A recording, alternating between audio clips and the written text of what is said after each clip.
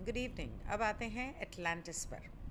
तो next chapter जो शुरू हो रहा है वो है अल्टियन वेंचर, मतलब अल्टिया के लोगों का धरती पे आने के बारे में, जिन्होंने यहाँ पर जो अपनी बस्ती बसाई, जिसको उन्होंने एटलांटिस कहा। तो एटलांटिस जो बाद में समुद्र में डूब गया। तो वो कहते हैं कि एटलांटिस के बारे में हमारे कई विचार आने वाले प्रसारणों से बदल सकते हैं। जैसा कि पहले उल्लेख किया गया है, कुछ 100 साल इधर उधर होने से 9 पर कोई खास फर्क नहीं पड़ता। सभी तारीखें वैसी ही हैं जैसी वे मूल प्रसारण में दिखाई देती थी, और जहां कहा गया था वहां बीसी का उपयोग किया गया है। बीसी मतलब बिफोर क्राइस्ट, मतलब कि एडी। तो ये 2023 एडी है। बीसी मतलब जहाँ 2023 पे पीछे अगर आप ज़ीरो पे चले जाओ तो उससे पहले वाले जो साल हैं वो बीसी हैं, मतलब जब जीसस क्राइस्ट पैदा हुए उससे पहले के साल, तो वो बीसी है। इस अध्याय में अल्टिमा शब्द का प्रयोग किया गया है, जैसा कि शुरुआती प्रसारणों में था। 1970 के दशक की शुरुआत में एंड्रू द्वारा अल्टिमा के बारे में पूछे जाने पर टॉम ने जवाब दिया था कि यह उनके साथ मिलकर काम करने वाली एक इकाई का नाम था। इकाई नहीं, एक ग्रुप का नाम था। अल्टिमा शब्द बाद में अल्टिया बन गया। ऐसा प्रतीत होता है कि एटलांटिस हमारे मानस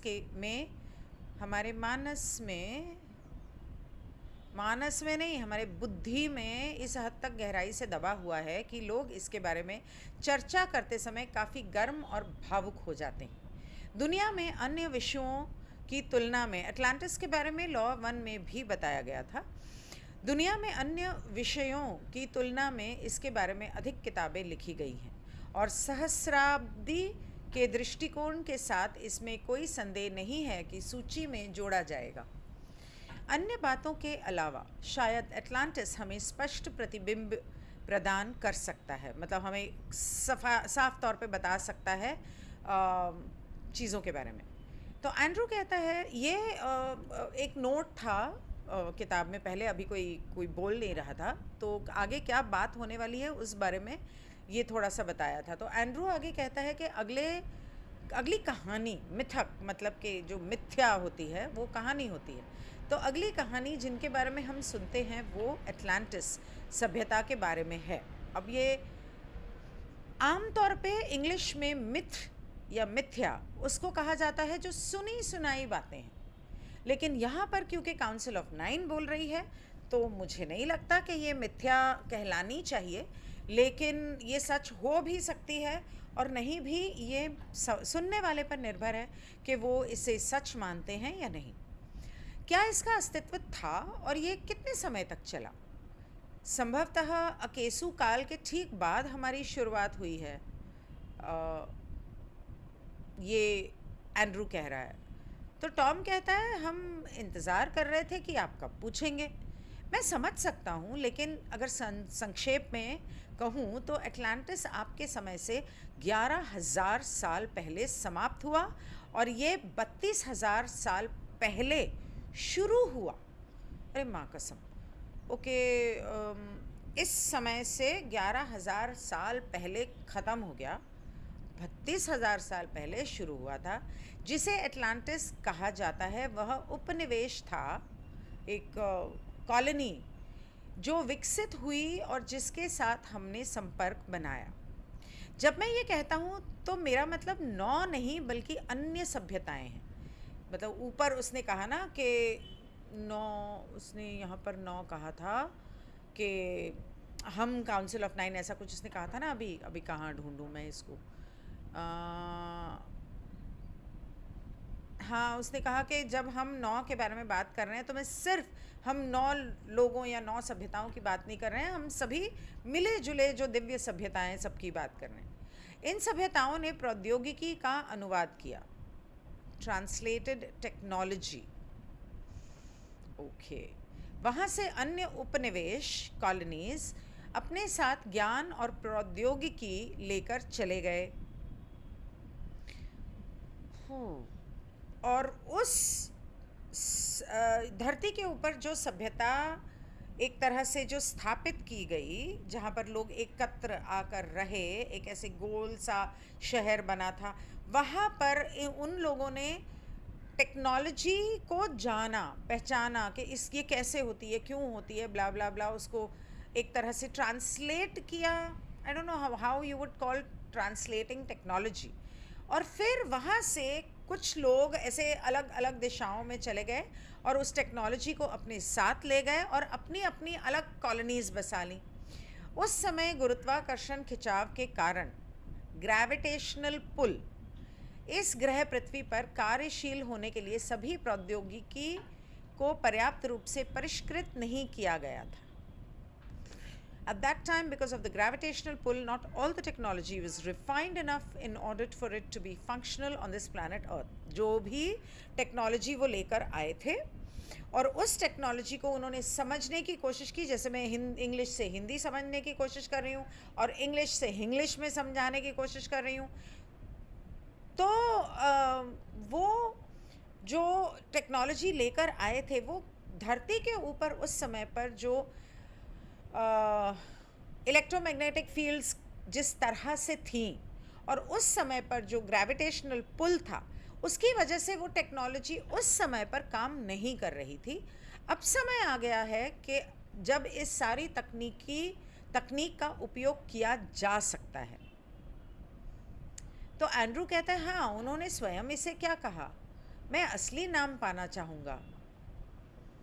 टेक्नोलॉजी, तो वो लोग इसको क्या बुलाते थे? तो टॉम कहता है वो वास्तव में एटलांटिस थे, एल्टियंस थे. वास्तव में एल्टियंस थे, वे अल्टिमा सभ्यता के थे. तो एंड्रू ने पूछा था कि वो वास्तव में खुद को क्या पुकारते थे, मैं असली नाम जानना चाहता हूँ. तो एंड्रू कहता है ओ, वो अल्टमैन थे, इसलिए उन्हें अल्टियंस कहा जाता है. और ये किसी तरह एटलांटिस के लिए भ्रष्ट हो गया. मतलब वो बोलते बोलते पता नहीं कैसे होता है ना, इसने उससे कहा, बाप दादा ने बेटे से, बेटे ने बेटे से कुछ और कहा, उसने अपने बेटे से कुछ और कह दिया, करते करते उसका नाम कहाँ अल्टमा से एटलांटिस हो गया, भ्रष्ट हो गया. जैसे गिन्नी, गिन्नू, गिन्स, गिन्ना, गिन, जिन, जिनी हो गया. मैं देखता हूँ आपको धन्यवाद नहीं कि अच्छा, तो हाँ मैं समझ गया, ठीक है, थैंक यू. तो जॉन कहता है क्या ये उस समय की बात है जिसे हम बाढ़ कहते हैं? वो जो बाढ़ आई थी, मेरे ख्याल से वो नोहाज आँख में सारे जानवर के नर मादा रख के ले गया था, शायद उसकी बात कर रहा है. तो टॉम कहता है ये पहले था, मतलब बाढ़ से भी पहले की बात कर रहा हूँ. तो जॉन कहता है ये एटलांटिस उस क्षेत्र में था जिसके बारे में अब हम बर्मुडा ट्रायंगल के आसपास के क्षेत्र के रूप में बात करते हैं. क्या ये वहाँ पर था? मतलब हम बर्मुडा ट्रायंगल के बारे में अब बात करेंगे, तो क्या ये एटलांटिस उस वहाँ पर था? तो तो वो कहता है वो ग्रीस से लेकर अमेरिका तक था. इतना बड़ा एटलांटिस का देश था जो ग्रीस से शुरू होता था और यूनाइटेड स्टेट्स यानी अमेरिका तक फैला हुआ था. तो जॉन कहता है ओ, बहुत बड़ा था. तो एंड्रू कहता है तो इस सभ्यता के कई शहर थे क्या? तो टॉम कहता है हाँ, माया संस्कृति वह थी जो इसीलिए लॉ ऑफ वन में रा ने बताया कि वहाँ से कुछ लोग तिब्बत निकल गए, कुछ लोग पेरू निकल गए, कुछ लोग और भी एक दो जगह बताई थी, याद नहीं आ रहा, शायद इजिप्ट. तो टॉम कहता है हाँ, माया संस्कृति वह थी जो बची हुई थी. मायन कल्चर, माया संस्कृति नहीं, मायन कल्चर, वो रेड इंडियंस, मैक्सिकन्स, शमन्स, पेरू, वो वाली साउथ अमेरिका. ये एक उपनिवेश था जिसने संपर्क खो दिया और वापस लौट आया. अच्छा, it was the colony that lost contact and reverted. ओह अच्छा, लौट आया. मायन कल्चर वहाँ पर रह गया था और वो एक कॉलोनी थी जिन्होंने बाकी सबसे कांटेक्ट खो दिया और लौट आए, मतलब शायद वापस चले गए। तो जॉन कहता है अब उससे संबंधित एक संस्कृति थी जिसे हम मू या लेमुरिया कहते हैं, जिसे अब हम प्रशांत महासागर कहते हैं, पैसिफिक ओशन। क्या वो अटलांटिस से पहले थी या बाद में थी? टॉम कहता है वो एक ही है, वो दोनों ही एक थे। ओ, जैसे कि आपके पास मिस्र की एक संस्कृति थी और उर में एक जो एक ही थी, मतलब एक तो इजिप्शियन और एक उर, वो दोनों एक ही हैं, वो भी अलग नहीं है, बस नाम अलग अलग से पुकारे जाते हैं। ओके। एंड्रू कहता है परिवहन का मुख्य साधन क्या था जिसका उपयोग अटलांटिस ग्रह के चारों ओर जाने के लिए करते थे? मतलब वो कैसे घूमते थे? वह जल से, पानी से, नाव से जाते थे, या क्या वो बस नाव और जहाज से घूमते थे, या उनके पास विमान भी थे? भाई इतना बड़ा, ग्रीस से लेके अमेरिका। तो टॉम कहता है उनके पास विमान थे। वे अपने शरीर में हरकत भी कर सकते थे। एंड्रू कहता है मेरे लिए सबसे बड़ी रुचि अटलांटिस संस्कृति के अवशेषों, उच्च संस्कृति और मिस्र की शुरुआत के बीच का संबंध है। मतलब कि अटलांटिस की जो कुछ सभ्यताएं रह गई थीं, ऊंची सभ्यताएं, और फिर उसके बाद जो इजिप्शियन संस्कृति जो शुरू हुई, उसके बीच का जो समय था, उसके बारे में मैं जानना चाहता हूँ, उसमें मुझे ज़्यादा रुचि है। तो टॉम कहता है व्यवधान नहीं, मतलब तो वो उसको रोकता है वहाँ पर, इससे पहले के एंड्रू आगे बढ़े। टॉम उसको रोकता है और वो कहता है मिस्र एक उपनिवेश था, एक कॉलोनी थी जो बहुत हार्डकोर बोलते हैं हम उसे, हार्डकोर सभ्यता थी। तो स्टीव कहता है तो अटलांटिस मूल रूप से एक हूविट कॉलोनी थी जो अकेसू का विस्तार था और फिर भी ये प्रभाव में अटलांटियन बन गया। अच्छा, अकेसू से उठकर हूविड्स उठ के आए। अकेसू हुआ इंडिया के नॉर्थ में, चाइना की तरफ, वहाँ से उठ के आए हूविड्स। उन्होंने ग्रीस से अटलांटियंस की कॉलोनी बनानी शुरू की। अल्टमस बोला ना उसने, अल्टम पता नहीं कुछ तो बोला था। अटलांटिस की कॉलोनी बनानी शुरू की और वो फैलते फैलते फैलते फैलते अमेरिका तक फैल गई। ओके। टॉम बोला कि मूल रूप से अकेसू में पृथ्वी ग्रह पर बीजारोपण में एक कॉलोनी अटलांटिस बन गई, दूसरी हुआ द्वारा अब्राहम के माध्यम से उर और कनान में विकसित, कनान पता नहीं क्या है, विकसित की गई। कनान पता नहीं क्या है। स्टीव कहता है अटलांटिस काल को डेटिंग करने में एक समस्या है। मेरा मानना है कि समाप्ति की तारीख लगभग 9000 BC होगा, तो संभवतः 32,000 ईसा पूर्व अकेसू काल की शुरुआत के बाद हमारी शुरुआत हुई है। मतलब कि 34,000 साल पहले वी हैव अ बिगिनिंग। 34,000 साल पहले इंसानों की, हम लोगों की शुरुआत हुई। तो ये स्टीव कह रहा है। तो टॉम कहता है वो अटलांटिस की सभ्यता की शुरुआत नहीं थी। अटलांटिस की सभ्यता एक बीजारोपण थी जो हुआ अकेसू और अब्राहम और अब्राहम से जुड़े आनुवांशिक बीजारोपण के समान एक बीजारोपण थी। तो इन तीनों सभ्यताओं ने मिलकर ये बीजारोपण किया था। अटलांटिस की सभ्यता का बीजारोपण एक समयावधि में एल्टिया द्वारा किया गया था। अटलांटिस की सभ्यता was seeded by Altia over a period of time। मतलब ऐसे नहीं कि रातों रात कर दिया या एक महीने में कर दिया या एक साल में कर दिया, काफ़ी लंबे समय तक ये चलता रहा जब जगह जगह अपना बीज छोड़ते रहे। लगभग 12 से 17,000 वर्षों तक चरणों में अस्तित्व में था, लेकिन लगातार नहीं। कभी हुआ कभी नहीं हुआ। ठंडा हो गया पानी। तो वहाँ कोई गेस्ट आया हुआ था, अतिथि। वो कहता है मानव इतिहास में ये बहुत लंबा समय है।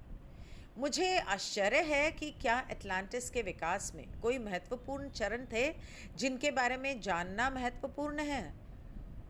तो टॉम कहता है एटलांटिस की भूमि अल्टिया द्वारा विकसित की गई थी। एटलांटिस की भूमि अल्टिया द्वारा विकसित की गई थी, मतलब वो देश या वो शहर वो जो वो उन लोगों ने बनाया था, जो 24 की प्रमुख सभ्यताओं में से एक थी। 24 सभ्यताओं में से एक सभ्यता अल्टिया है, जो कई क्षेत्रों में तकनीकी रूप से उन्नत थी। काफ़ी चीज़ों में टेक्नोलॉजी के हिसाब से काफ़ी एडवांस्ड थे। अल्टिया के लोग फिर से उन्नत हुए और उन लोगों के साथ विलय हो गए जिनका आनुवंशिकीकरण पहले ही हो चुका था। अच्छा, तो जिनका शायद हुआ नहीं, या पता नहीं किसने जीन्स मिक्स कर दिए थे, मतलब बीज डाल के, उनके साथ अल्टिया के लोग भी मतलब एक होकर और ज़्यादा उन्नति कर गए। जैसा ही एटलांटिस का विशाल विस्तार हुआ, एटलांटिस की ज़मीन का या जैसे जैसे एटलांटिस ने एक विशाल भूमि पर विस्तार किया, मतलब वो शहर बढ़ता गया और पृथ्वी ग्रह के सुदूर इलाकों में उपनिवेश स्थापित किया। दूर दूर, पृथ्वी ग्रह के दूर दूर इलाकों में, क्योंकि उनके पास ऐसा करने की तकनीकी क्षमता थी। कठिनाइयाँ विकसित हुईं, तब मुश्किलें आने लगीं। ऐसा पृथ्वी ग्रह की सुंदरता, विविधता और अनुभूति की भावना के कारण, उनके प्रेम और उनकी तकनीकी विस्तार के कारण, और क्योंकि वे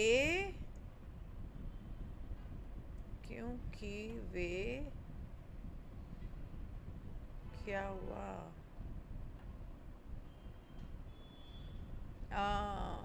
उनकी तकनीकी विस्तार के कारण और क्योंकि वे पृथ्वी ग्रह को स्वर्ग की वास्तविक पूर्ति में लाने का प्रयास कर रहे थे। मतलब कि वो धरती को स्वर्ग बनाना चाहते थे और पृथ्वी ग्रह की सुंदरता, विविधता और अनुभूति की भावनाएं, मतलब कि उनका जो प्यार था और उनकी जो तकनीकी तौर पर वो जो विस्तार कर रहे थे, उन्नति कर रहे थे, varied and sense of feeling, और जो धरती के लिए वो महसूस करते थे अपने मन में, भावनाएं जो उनकी थी, उसकी वजह से उन्होंने मतलब धरती को स्वर्ग बनाने की कोशिश की। वे भौतिकता की भावनात्मक भावना स्थिति में शामिल हो गए, इतने इमोशनल हो गए इस फिजिकल रियलिटी में और माया जाल में, और बड़े और अधिक के निर्माण में शामिल हो गए कि मतलब कि हम और बड़ा इसको करते जाएंगे और सुंदर बनाएंगे और बड़ा करेंगे और इसका विस्तार करेंगे। एक तरह से लालच सा आ गया, एक महत्वाकांक्षा आ गई। और अच्छा, और ज़्यादा विलय, मतलब कि और ज़्यादा लोगों के साथ उन्होंने अपना बीज देना शुरू किया, अगर आप समझ सको तो। इस तरह से उन्होंने अधिक प्रमुख संभोग अंग, मतलब भौतिक शरीर, भौतिक सुख, शारीरिक सुखों में वो बह गए। उन्होंने अपने वैज्ञानिक ज्ञान और समझ के माध्यम से, प्रत्यारोपण के माध्यम से पृथ्वी ग्रह पर प्राणियों के साथ आनुवंशिक रूप से आदान प्रदान करने का भी प्रयास किया। अपनी वैज्ञानिक ज्ञान और समझ के हिसाब से अपने जीन्स दूसरे लोगों के साथ संभोग के माध्यम से और तरीक़ों से बदलने की कोशिश की। मतलब तुम समझ रहे हो ना मैं क्या कह रहा हूँ? तो अतिथि कहता नहीं, मेरे को नहीं समझ में आ रहा। तुम कह क्या रहे हो? तो वो कहता है कि तुम आत्मा हो, ठीक? तो अगर हम तुम्हारे सर को उठा के एक गाय पे लगा दें, तो क्या वो आत्मा बदल नहीं जाएगी? कि मतलब वो गाय तो आत्मा ना, गाय के अंदर तो आत्मा नहीं थी। अब यहाँ पर गाय लिखा है, नॉन ह्यूमन सोल बॉडी, कि जो इंसान नहीं था, जिसके अंदर वो आत्मा नहीं थी, जैसे हाथी का सर लगा दिया था, या हनुमान जी का बंदर का मुंह है, तो इस तरह से। अच्छा, तभी आजकल जानवरों और इंसानों के जीन्स को मिक्स करके, अलग अलग जानवरों के जीन्स को मिक्स करके अजीबो गरीब जानवर बनाई जा रहे हैं। अजीबो गरीब वो पता नहीं कर क्या रहे हैं। तो वो कहते हैं अच्छा वैसे, अब समझा।